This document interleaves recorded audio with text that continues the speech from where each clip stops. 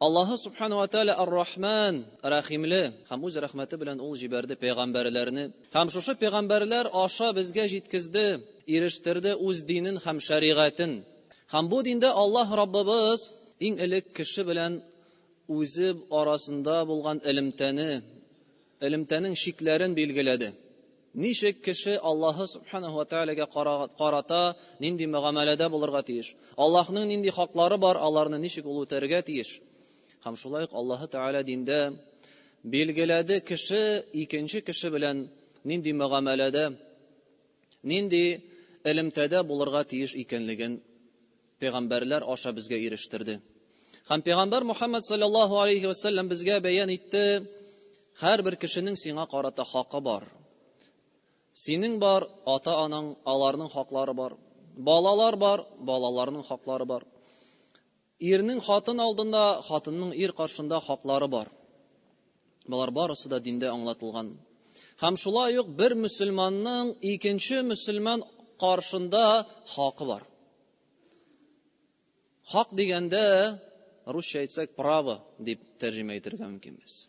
Ягъни үтәлергә тиешле булган эш.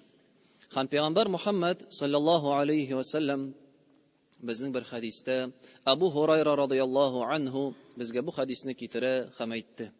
Аллаһның илчесе әйтте ди: "Хаккул муслими алал муслими сит." Мөселманның икенче мөселман каршында 6 хакы бар диде. Нәрсәсең алар дип сорагачтын, ул әйтте: "Иза лaqитаху фасаллим алейхи." Аны күрәсең икән, аңа сәлам бир. "Ва иза да'ака фаҗибху." Сине чакырса кунакка, син җавап кайтар һәм шул чакыруга бар дип әйтте. "Ва иза стансахака фансах лах." Әгәр дә синнән бер киңәш сораса, насихат сораса, син аңа киңәшеңне бир ди. "Ва иза атаса фахамидаллаһ фашаммитху." Әгәр дә ул төшкерсә һәм "Әлхәмдүлиллаһ" дип әйтсә, син аңа "Ярхамукаллаһ" дип әйтте.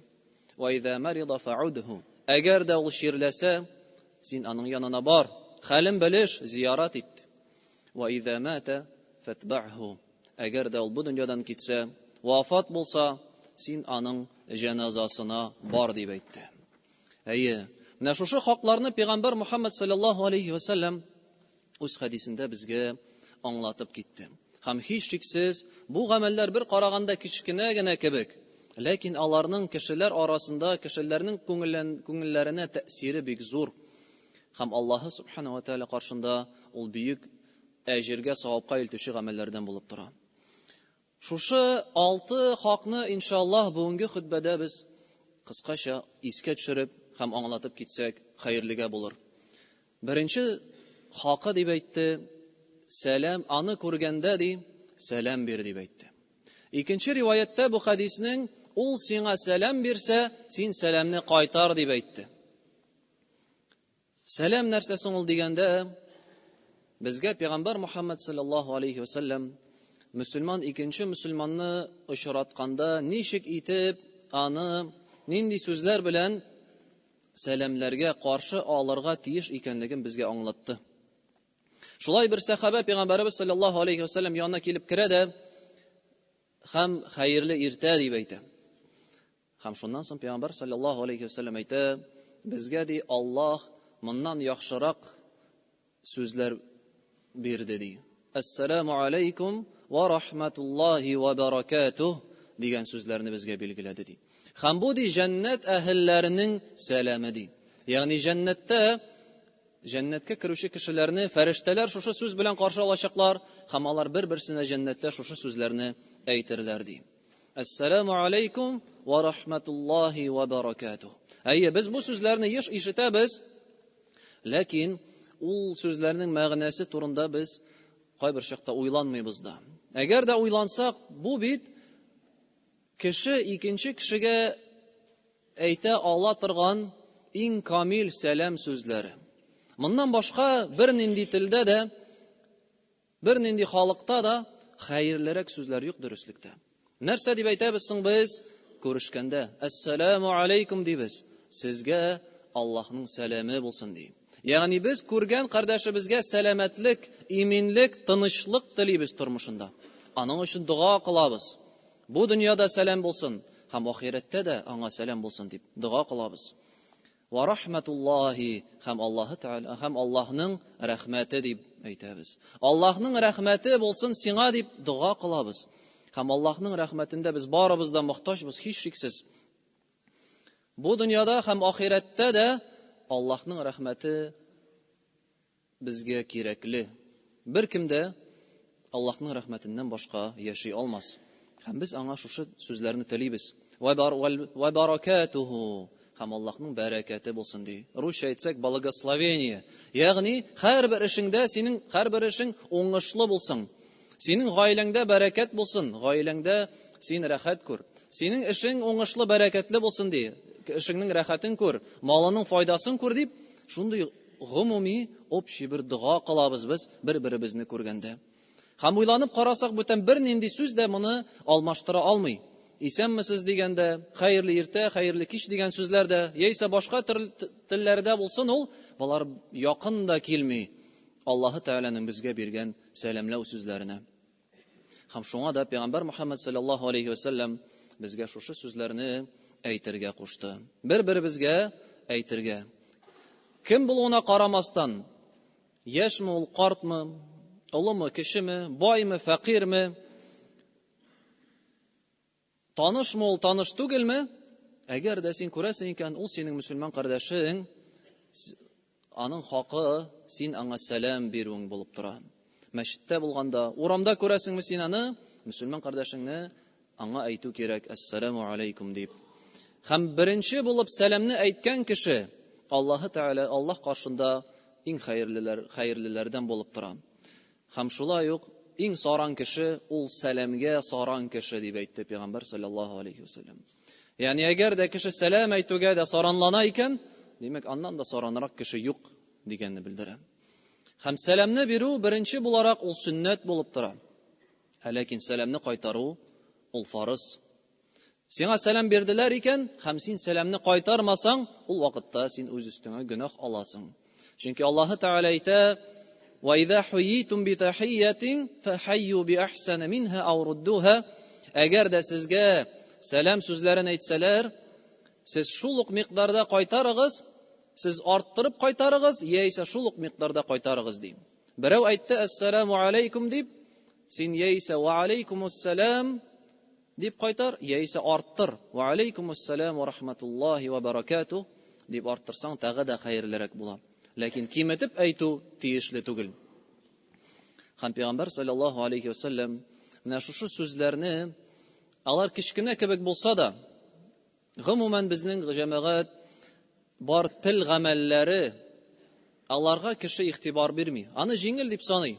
Ләкин Аллаһ каршында алар бөек дәрәҗәдә булып тора. Һәм менә шушы сәлам сүзләре шулай ук кичкенә генә кебек, ләкин аларның дәрәҗәсе зур. Һәм Пәйгамбәр саллаллаһу алейхи ва саллям икенче бер хадисендә әйтә: "Ла тадхулул джанната хатта ту'мину". Иман китермичә сез җәннәткә кирмәссез ди. Иман китермичә җәннәткә кирмәссез. "Ва ла ту'мину хатта тахаббу". Һәм сез иман китермәссез, иманыгыз камил булмас, бер-берегезне яратмасагыз ди. Бер-берегезгә карата мәхәббәт хисләре күңелегездә булмаса. Әгәр дә бер-берегезнең күңелегездә ашу, көнчелек һәм башка төрле ширләр, калб ширләре бар икән, ул вакытта кешенең иманы камил түгел дигән сүз. Иманы камил түгел икән, иманы юк, җәннәткә кирмәс дип әйтә. Һәм аннары Пәйгамбәр саллаллаһу алейхи ва саллям әйтә: "Һәм әйтимме сезгә бер эшне, аны эшләсәгез, сез бер-берегезне яратырсыз" ди. "Афшус салама бәйнәкум". Бер-берегезгә сәлам таратыгыз ди. Шушы сүзләрне әйтсәгез, бер-берегезгә карата мәхәббәт хисе артыр. Бер-берегезне яратырсыз дип әйтә. Яратсагыз, иманыгыз камил булыр. Һәм иманыгыз камил булса, җәннәткә керерсез, иншаллаһ. Һәм икенче бер хадистә әйтә: "Әйюхан нас, афшус салам ва ат'имут та'ам ва саллу ван насу нiyam тадхулул җанната бисалам". Әй кешеләр, сәлам таратыгыз. Һәм мискиннәргә ризык бирегез, ризык таратыгыз, һәм кешеләр йоклаганда намаз торгызыгыз. Җәннәткә сәлам, сәламәт хәлдә керерсез дип әйтә. Иминлек белән, сәлам белән җәннәткә керерсез дип әйтте Аллаһның илчесе. Бу кечкенә генә бер гамәл, ләкин аның тәэсире, нәтиҗәсе бик тә зур. Һәм инде безгә үзебезгә шушы сүзләрне ятлау, шушы сүзләр белән бер-беребезне каршы алу һәм үзебезнең нәселебезгә, балаларыбызга, туганнарыбызга да шушы сүзләрне өйрәтү тиешле. Чөнки моннан да хәерлерәк сүзләр юк, һичшиксез. Икенче васыят итеп Пәйгамбәр саллаллаһу алейхи ва саллям әйтә: әгәр дә синең кардәшең сине чакыра икән кунакка, син бар дип әйтә. Инде икенче хадистә бу чакыру турында бу валима, ягъни туй мәҗлесенә чакырса, бар дип әйтә. Шуңа да галимнәр әйтәләр, әгәр дә сине туй мәҗлесенә чакыралар икән, һәм чакыручы кеше ул мөселман, һәм ул ачык гөнаһ кылучы кеше түгел, һәм ул чакырган мәҗлестә тыелган харам ризык юк, анда дингә туры килмәгән гамәлләр юк, тиешле булмаган тавышлар тыңлау булсынмы, яисә ир белән хатыннарның бергә катнаш утырулары булсынмы, әгәр дә шундый дингә каршы килә торган гамәлләр юк икән, һәм шунда баруың сине икенче бер гыйбадәттән тайпылдырмаса, намаз вакыты булсын, ураза вакыты булсынмы, әгәр дә шушы гыйбадәтләргә ул син каршы килми икән, ул вакытта син аңа барырга тиешлесең дип әйтәләр. Фарыз обязательно. Ягъни бүтән монда отговорка юк ди. Һәм әлбәттә анда баруың сиңа зыян китермәсә, үзеңә һәм синең гаиләңә. Анда барып син ниндидер бер тиешле эшне калдырырга тиеш түгелсең. Монда бару фарыз дип әйтә. Әмма ләкин башка төрле чакырулар, кунакка чакыру, туйдан башка икенче төрле мәҗлесләр булсынмы, ул ифтар мәҗлесе булсынмы, безнең иншалла киләчәктә инде узакламый Рамазан ае якынлаша, ифтар мәҗлесләре башланачак иншалла. Анда бару ул ныклы сөннәт дип әйтәләр. Ягъни ул мөселманның хакы, чакырды икән, бар шунда. Һичшиксез бу кардәшлек җипләрен ныгытуга бер сәбәп булып торачак. Өченче хак, әгәр дә синнән насихат сораса, киңәш сораса, киңәшеңне бир дип әйтә. Ягъни мөселман кардәшең синнән килеп сорый, моны эшләргә микән, юк микән? Моны сатып алырга микән, юк микән? Нәрсә эшләргә микән дип сораганда, син насихатыңны бир. Әгәр дә беләсең икән бу гамәл хәерле икәнлеген, аңлат хәерле икәнлеген, һәм моны эшләргә өндә. Әгәр дә зыянлы икәнлеген аңлыйсың икән, аңлат бу зыянлы гамәл икәнлеген, һәм бу кардәшеңне аннан ерагайт. Әгәр дә бу гамәлдә зыяны да, файдасы бар икән, шушы ике якны да аңлатып, кардәшеңә киңәш бир. Һәм кардәшеңә киңәш бир, үзең ничек эшләр идең дип. Ул синнән килеп сорый, һәм син үзең ничек эшләр идең микән дип, шундый хис белән син киңәш бир. Һәм киңәш биргәндә алдау, яисә арттыру, яисә киметү дигән сүзләр тыела әлбәттә. Пәйгамбәр Мөхәммәд саллаллаһу алейхи ва саллям әйтте: кем безләрне алдады ди, ул бездән түгел ди. Кем мөселманнарны алдый, ул безнең өммәтебездән түгел ди. Әгәр дә берәү килеп сорый икән, бер егет, менә фәлән кызга өйләнергә телим, ниндирәксең ул дип, син аны тулысынча бөтен якларыннан ачыклап бирергә тиешсең. Кимчелекләрен беләсең икән, син аны аңлатырга тиешсең. Аның шундый кимчелекләре бар. Яисә икенче егет турында килеп сорыйлар, син шулай ук аның кимчелекләрен беләсең икән, аңлатып бирергә тиешсең. Яшерергә ярамый. Чөнки бит син үзеңә теләмәс идең шул кимчелекле кызны. Яисә шушы кызга, үзеңнең туган кызларыңа шушы кимчелекне, егетне теләмәс идең. Яшерү, алдау мондай очракларда тыела әлбәттә. Тулысынча тугры булып, яисә гамәл, эш гамәле булсынмы? Сорыйлар, менә бу кардәшне эшкә чакырмакчыйм, ниндирәк киңәш бирәсең? Ниндирәк, ничек ул эшли?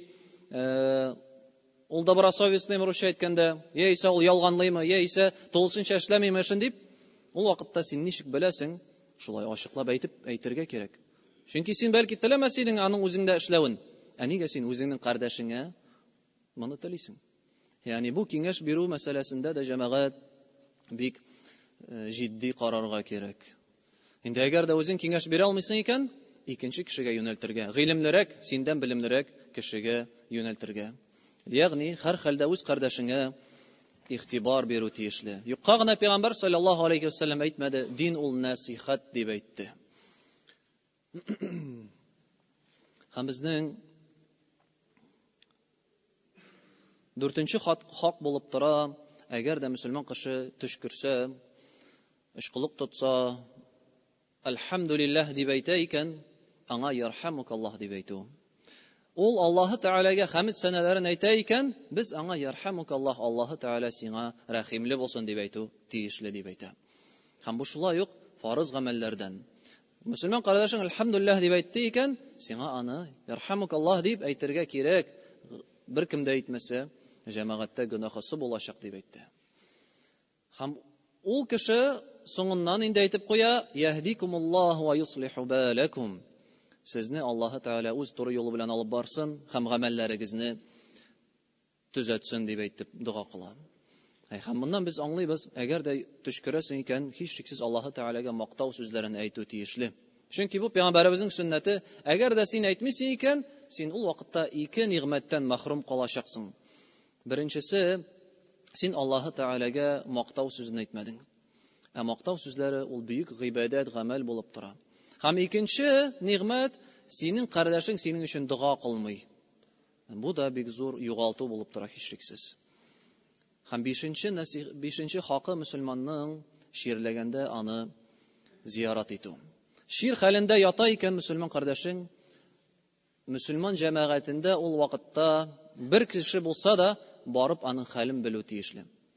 Мөселман ширле кешенең хәлен белү ул фарз кифая дип әйтәләр. Ягъни бу җәмәгать үстендә тора.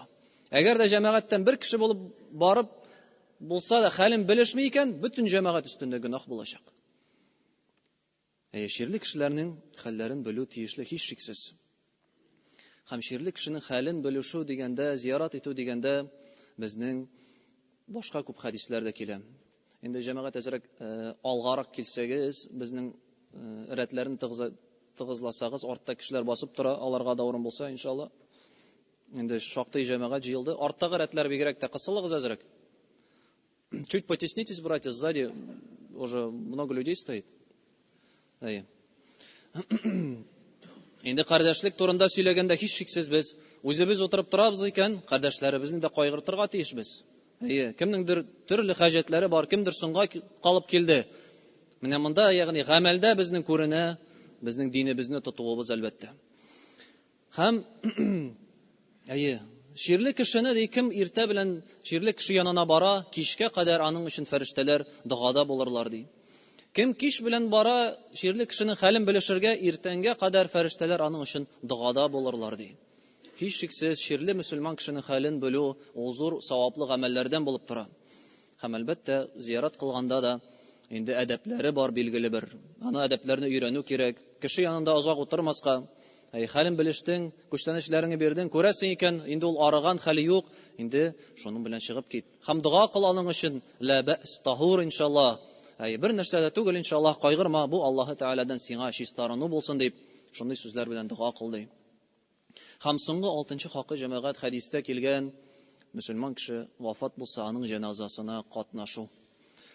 Бу да җәмәгать өстендә булып тора. Мөселман кеше вафат булды икән, җәмәгатьтән бер төркем кеше булса да, аны кафенләргә, аны юырга, аны күмергә тиешле булып тора. Әгәр дә ул кала икән, бөтен җәмәгатьтә безнең гөнаһ булачак.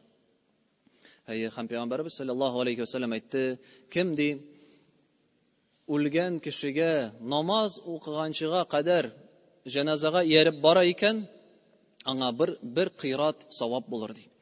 Кем аны күмгәнчегә кадәр шушы җаназага ияреп бара икән, аңа 2 кыйрат савап булыр ди. Нәрсә соң ул кыйрат дигәндә, ул зур тау хәтле савап дип әйтә. Тау хәтле әҗр савап. Кайда ул тагын күренә бу тау хәтле әҗр саваплар? Менә бу форсатларны әлбәттә безгә куллану кирәк. Инде бу хаклар белән генә әлбәттә бетми, мөселманнарның үз арасында булган хаклар. Ләкин бер кагыйдә үзебез өчен алсак, без бөтен үзебезнең кардәшебезнең бөтен хакларын үтәгән булырбыздыр иншаллаһ. Нинди кагыйдә дигәндә, кардәшләр белән, кешеләр белән син шундый элемтәдә бул, сиңа карата нинди элемтәдә булуларын теләсәң ди. Ничек син телисең кешеләр синең белән аралашуын? Син шулай ук башкалар белән дә аралаш ди. Син бит үзеңә бары тик хәерлесен генә телисең. Син телисең кешеләрнең сиңа елмаеп, хәерле, матур йөз белән сәлам бирүләрен, яхшы сүз сөйләшүләрен, нәсихәтләрен бирүләрен, ярдәм итүләрен телисең икән, син башка кардәшләргә дә, башка кешеләргә дә шундый мөгамәләдә булырга тиешсең. Әгәр дә шушы кагыйдәне үзебезгә алабыз икән, ул вакытта без башка хакларны да үтәгән булабыз иншаллаһ. Инде бу менә нәсихәтләр, бу хаклар Пәйгамбәр Мухаммад саллаллаһу алейхи ва саллям безгә әйтеп калдырды. Һәм бу бик кечкенә кебек күренсәләр дә, ләкин аның тәэсире бик зур һичшиксез. Җәмгыятькә, кардәшлек җепләрен ныгытырга һәм инде шушы нәсихәтләрне, шушы хакларны истә тотсак, иншаллаһ, безнең һичшиксез кардәшлегебез, җәмгыятебез тагы да ныгып китер иде. أقول قولي هذا واستغفر الله العظيم الجليل لي ولكم ولسائر المسلمين فاستغفروه إنه هو الغفور الرحيم.